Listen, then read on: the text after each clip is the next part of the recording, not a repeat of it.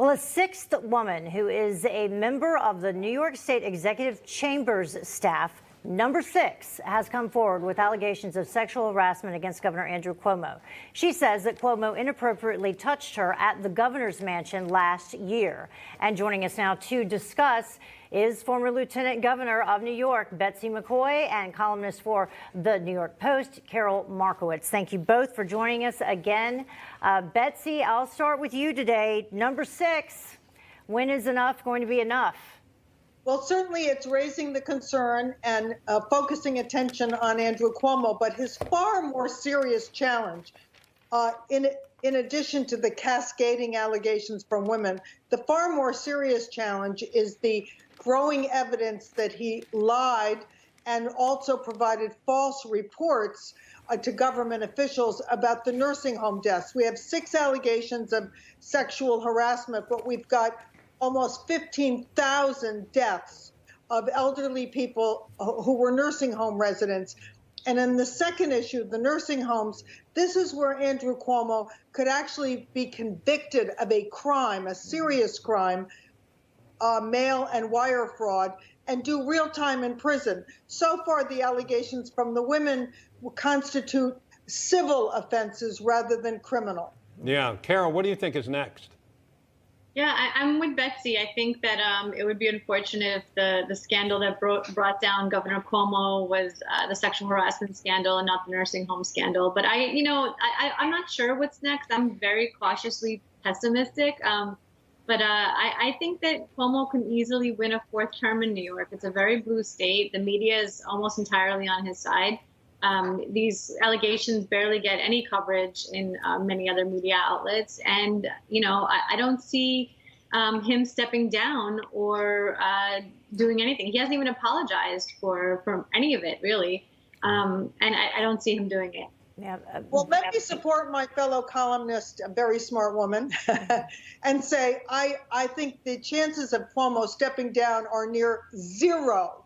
Right. Yeah. And that's for 2 reasons. First of all, his attorneys will strongly advise him not to, suggesting that it would imply guilt. And secondly, because experienced lifetime career politicians like Andrew Cuomo almost never step down. It's the neophytes who do that. Most career politicians understand if they wait long enough, if they hold on long enough, voters will tend to forget. I don't think he can run for a 4th term, but I'm absolutely positive he will not step down. Yeah, so Carol, what it might take for him to step down would be pressure from above, or maybe some pressure from the Democratic Party. What do you think would need to happen behind the scenes for that to happen? Or do you think that's even a possibility? Yeah, I think you're absolutely right that that's what would need to happen. I have no faith that anything like that's going to happen. There's I don't think the Biden administration is going to pressure a fellow Democrat to step down. I don't think most of Cuomo's fellow Democrats in New York will turn on him. He's had a few, but very few. The thing is that they're all going to protect each other. And it's amazing to me what the Cuomo line right now is. Oh, these are just allegations. You should wait for the facts. Oh, we do that now? We wait for facts? Every time a Republican is accused, we go straight for the allegations, and that becomes the story. What about taking the heat off the 4 other states under investigation for similar policies to what Cuomo did here in New York? What if he takes the fall for that? Would that in any way take possibly the heat off of them, and could possibly he be pressured to do that? Well, the question is, did they deceive and lie about their actions? The original decision to require nursing homes to take COVID-infected patients, I won't say it was a mistake, because there was a lot of financial incentive and inappropriate influence from the hospital industry involved there. But the fact is, several states did it. The real question is, did the governors and top health officials in the other states lie and create false reports to cover up the mounting deaths? That's the difference between New York and these other states, and that's what would make Cuomo criminally culpable. Yeah, Carol, the governor is not ruled out running again. which makes me wonder, does this come down to the results of the investigation that's going on? And from what you're able to see, what will come of that? Right. Well, short of criminal charges, again, my prediction would be he does run for that fourth term. It's still over a year away. It's extremely plausible that people forget and move on. And again, I know I blame the media a lot, but it really is their fault. They crafted this hero narrative around him, and they let him slide for all of those months.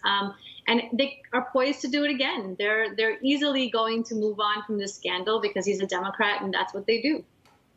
It's hard to imagine there could be a silver lining coming out of 15,000 tragic deaths. I won't call it a silver lining, but this is a chance for New York to really have a turning point, and for New Yorkers to look back over the last 8 or 9 years, not all the years of the Cuomo administration, but at least the last 8 or 9, and see that it has been a steady decline. And even a state as blue as New York can elect a Republican governor. They did it in Massachusetts. They did it in Maryland. Yeah.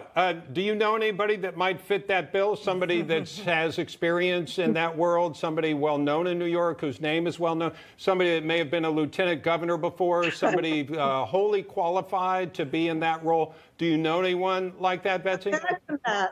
What? Imagine that. Yeah. Do you want to tell us anything?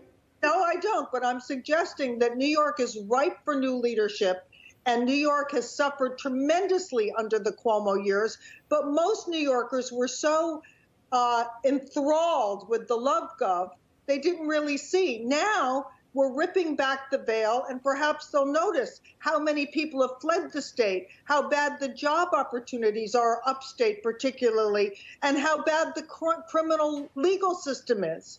Yes. Okay, Betsy, we'll consider that you're thinking about it. Betsy McCoy and Carol Markowitz, thank you so much. Thank you.